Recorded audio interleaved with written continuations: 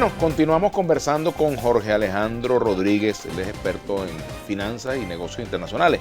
Fíjate, con respecto a todo lo que tú has dicho, hay unos mensajes aquí que yo creo que permiten o ameritan que se hagan las aclaratorias del caso, ¿no? Con respecto a las responsabilidades de las decisiones que han llevado a esto. Las responsabilidades que puede tener el gobierno de Maduro en lo que ha pasado, yo sí creo que es importante precisarlo, y las responsabilidades que puede tener la Asamblea Nacional dirigida por Juan Guaidó en lo que está pasando.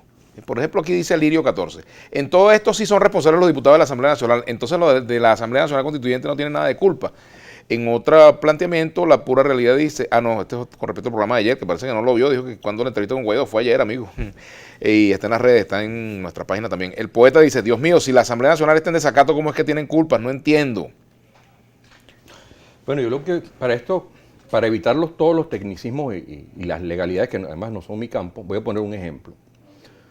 Una familia, una madre que está dejando morir a su hijo de hambre, de inanición, el padre está de viaje, el padre es el pueblo en este caso, el pueblo regresa del viaje, ve al niño, bueno, ya desnutrido por morir y sale corriendo con el niño en brazos a llevarlo a la clínica.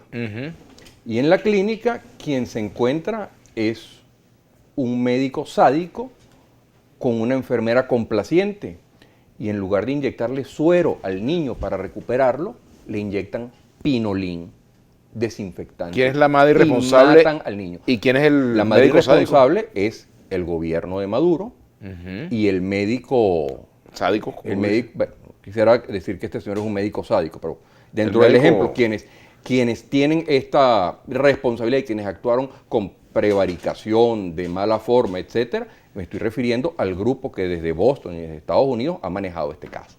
O sea, aquí tienen responsabilidad primeramente el señor José Ignacio Hernández, primeramente, por haber aceptado el cargo y por haber ocultado cosas a los diputados. Es decir, él hizo un fraude a la Asamblea Nacional, porque él ocultó que era experto pagado por Cristalex en ese caso. Eso no y los diputados que lo designaron o que lo propusieron no sabían que él había tenido esa responsabilidad. Yo hablé esto con los diputados Mata, Millán, Rondero, González y Stefanelli en el derecho de palabra que dignamente me otorgaron en la Asamblea Nacional. Todos expresaron su sorpresa y desconocimiento. ¿Y qué hicieron en consecuencia?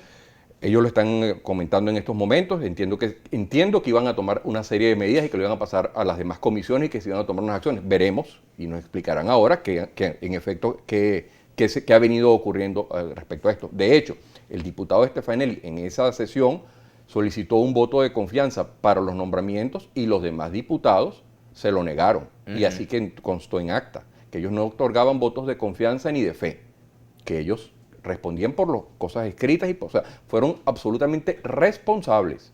Ahí no hubo ninguna complicidad ni ninguna solidaridad automática en la Comisión de Energía. Y por eso vuelvo a subrayar la irresponsabilidad de la Comisión de Finanzas, que ni siquiera se dignó a escuchar los planteamientos y que sabían cuáles eran los planteamientos, porque tanto José Guerra como Rafael Guzmán, miembros de esa comisión, sabían a qué íbamos a hablar y cuál era el planteamiento. Y eso no ocurrió. Esos son los hechos. Entonces, ¿quiénes tienen acá responsabilidad de parte de la Asamblea Nacional? Y espero que con el ejemplo haya quedado claro. O sea, el niño se murió. Al niño le metiste pinolín en las venas. En vez de suero. En vez de suero. El niño estaba pues, muriendo. Ahora, ¿de quién es el muerto? Acá, esto da para pensar y da por el tema de por qué los venezolanos no podemos seguir enfrascados en esta lucha fratricida por el poder, porque vamos a terminar simplemente todos con pinolín en las venas. O sea, Venezuela va a ser un país que va a terminar envenenado y vamos a terminar siendo rematados como país entre las potencias y pues, simplemente dividido y entregado. O sea, esto nos tiene que servir a nosotros como campanada, como alerta de lo que le puede venir al país. En estos días, una persona de Carabobo, un político de Carabobo, escribió un artículo que a mí realmente me resultó pues, de muy mal gusto, que dice Citgo y la Venezuela que viene. Y era un ejercicio básicamente de adulancia a estas medidas, ¿no? Lo que esta persona describía. Pero yo hoy comentaba que ese título, Citgo y la Venezuela que viene, es perfecto para el día de hoy. Para que entendamos que si no llegamos a acuerdos en Venezuela, entre venezolanos, al país entero le va a pasar Ajá. lo que le pasó.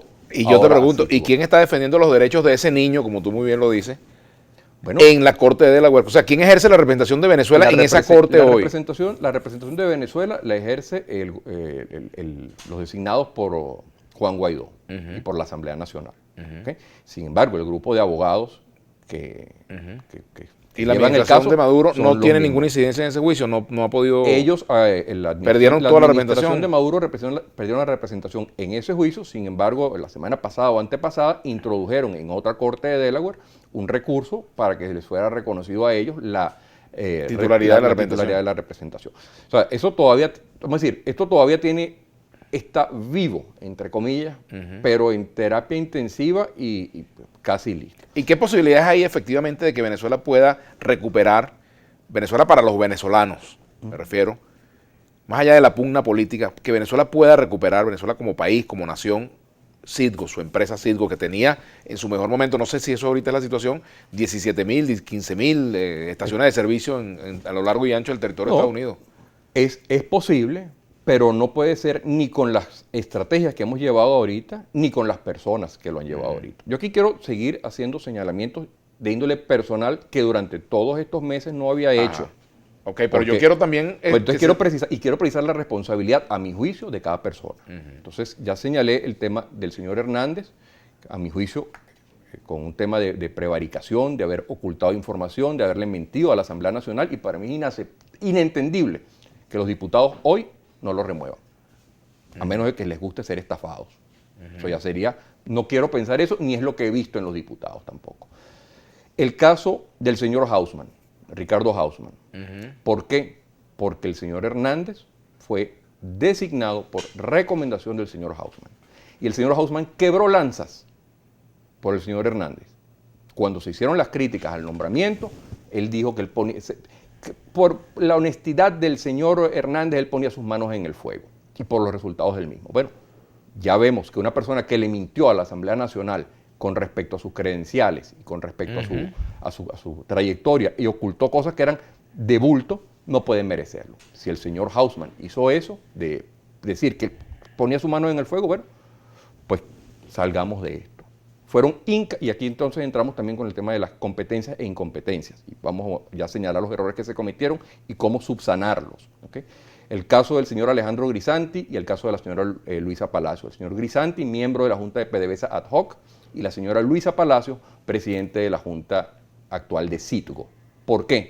Porque ambas personas, voy a decir hasta ayer, por decirlo en términos coloquiales, fueron promotores de los bonos que la Asamblea Nacional en el año 2018 declaró como ilegales, que no aprobó, y ellos fueron promotores de los mismos. Estos señores están incapacitados para cambiar de opinión, para expresar lo que puedan pensar hoy día. Sus conflictos reputacionales son absolutamente, hacen inviable que puedan llevar adelante una gestión exitosa. Sin embargo, ya para el día de 1 de agosto tenían preparada una emisión de $1.800 millones adicionales con garantía sobre los activos de Citgo, sobre planta, terreno y equipos. Y eso no lo sabe la directiva de la Asamblea Nacional, por ejemplo. Bueno, desconozco si lo saben, O sea, pero... ellos, ¿a quiénes le responden todas estas personas? Vamos a hablar de eso al regreso. Bueno, Ya venimos con conversemos. Jorge Alejandro Rodríguez.